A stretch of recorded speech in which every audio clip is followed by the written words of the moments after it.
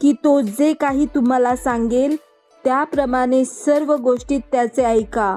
आणि असे होईल की जो कोणी त्या संदेशाचे, प्रभू येशू ख्रिस्ताचे ऐकणार नाही तो लोकांतून अगदी नष्ट केला जाईल.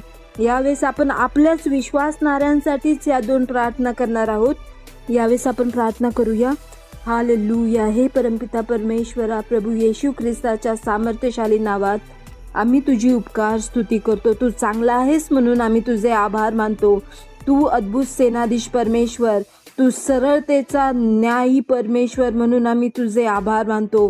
प्रभू येशू ख्रिस्ताच्या सामर्थ्यशाली नावात आम्हा प्रत्येक विश्वासणाऱ्याला पाप करून पापातच मरणार ह्या बुद्धीचं नाही, पापावर झाकायचं ह्या बुद्धीचं नाही, तर जर पाप केला आहे तर पश्चाताप करा आणि प्रभूकडे वळा, ही बुद्धी तू आम्हाला द्यावी, जेणेकरून स्वस्थतेचं जीवन आम्ही या भूतलावर जगू.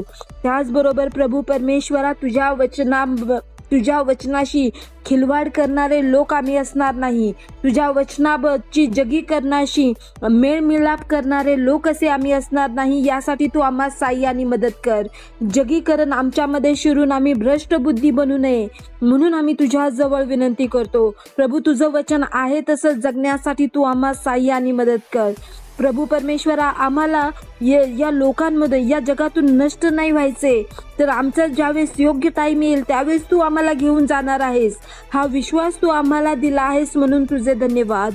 त्याचबरोबर प्रभू परमेश्वरा, तू जे काही आम्हाला सांगितलं आहेस, पुनरुत्थित ख्रिस्ताचं सामर्थ्य जे आहे हे या दिवसामध्ये, या युगात व येणाऱ्या प्रत्येक युगामध्ये प्रभू परमेश्वरा तू प्रगट करावा. तुझा महान प्रतापी जो वरदहस्त आहे तो या देशावर, या भूतलावर यावा म्हणून आम्ही तुझ्या जवळ विनंती करतो. धन्यवाद प्रभू परमेश्वरा, तुझे अद्भुत चिन्ह चमत्कार हे या दिवसांमध्ये तू करत आहेस.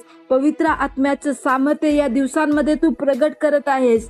मंडळांच्या जीवनात चिन्ह चमत्कार व अद्भुत गोष्टी करून तुझ्या महानतेचं गौरव तू करून घेत आहेस म्हणून तुझे धन्यवाद. प्रभू, आम्ही तुझे आभार मानतो. आम्हा प्रत्येकाला इथे